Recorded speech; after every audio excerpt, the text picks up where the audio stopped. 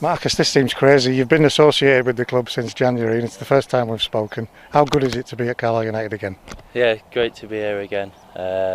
Obviously, I was here for the remainder of last season. Unfortunately, got cut short due to COVID, which was a bit disappointing since I hadn't played. I think I was maybe down to play the final game, so that was a bit frustrating. But that's football. What was it like reading that? Because the gaffer did point out that had we not closed down, you were going to get a game. To miss out on that, what was it like?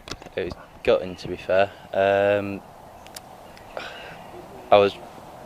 When I read that he was going to play me, I was a bit disappointed. But there's nothing anyone could have done really. It's just what happened with the virus, and I guess that's, as I said, it's football. It happens. So you just got to move on.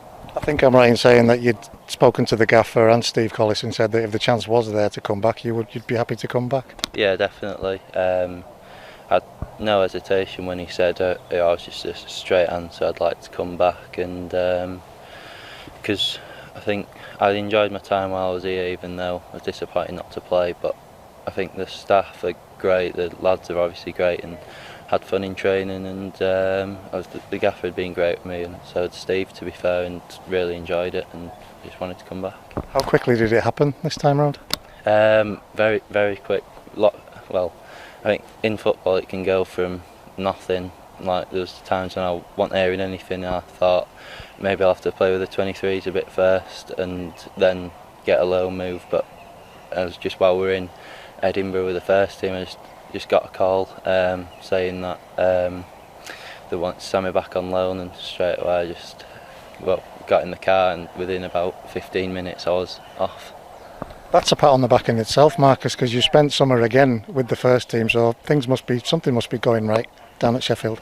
Yeah, hopefully. I think that's where I want to be pushing to. Eventually I want to be playing and be Sheffield United's number one and England's number one, and to do that I have to play well on my loans, and then when I get a chance, train well with the first team and impress the gaffer there, and yeah. How much did you learn about yourself? I know you'd been elsewhere, but how much did you learn about yourself through the second half of last season with your time with us? Yeah, I had to really knuckle down and work hard. And I was pushing every day. I was itching to get on, and obviously it's not the same with the goalkeeper. Like with an outfielder, you can have a spell in the last 5 minutes or so to get a run out. With goalkeepers, it's a lot different.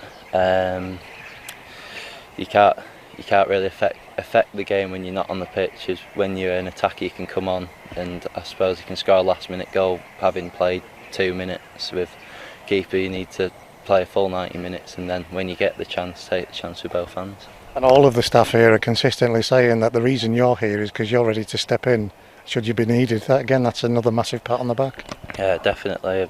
Whenever I'm called upon, I'll definitely try and take the chance with both hands. I'm training hard every day to be ready for whenever I get the chance, whenever it may be.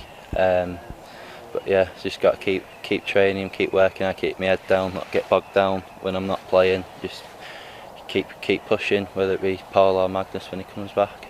You've touched on it already, Marcus, but to be sat on the bench and just be waiting for that opportunity, what's that like for somebody like yourself who's just itching to get on with it? Obviously, I'm only 19, I'm early stage in my career, but still, I feel, I feel like I can play in League Two, even though I'm young. I think keepers like Jordan Pickford, Dean Henderson, they did it.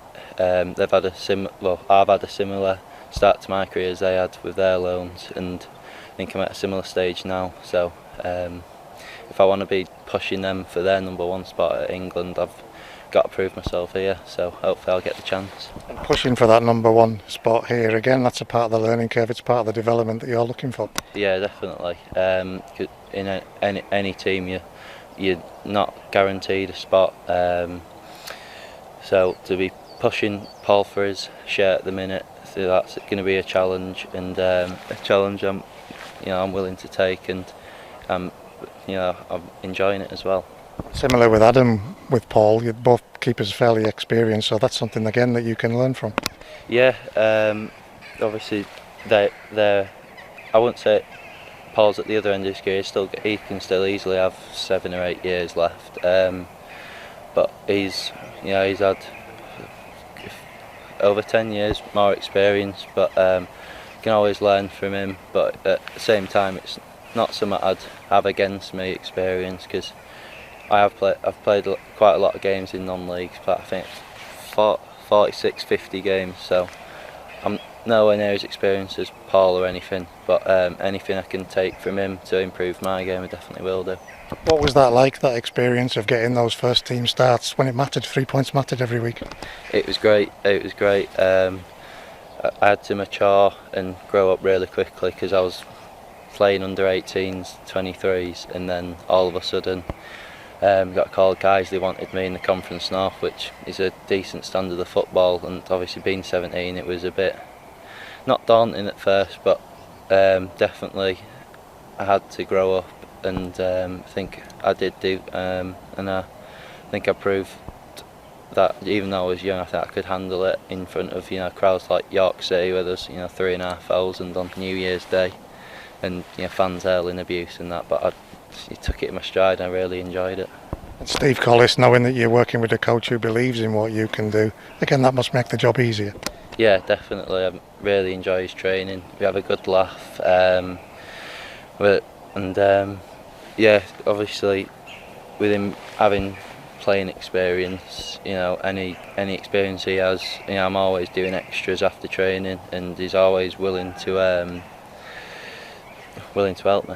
Tougher start to this season, Marcus, but there's no sense in the dressing room of panic buttons being struck or anything like that? No, definitely not. We're a close group, even though everyone's, there's some from last season, quite a few new signings, but everyone's, gelled together really well, and everyone's close, so no doubt the performances will turn around and we'll get a few wins.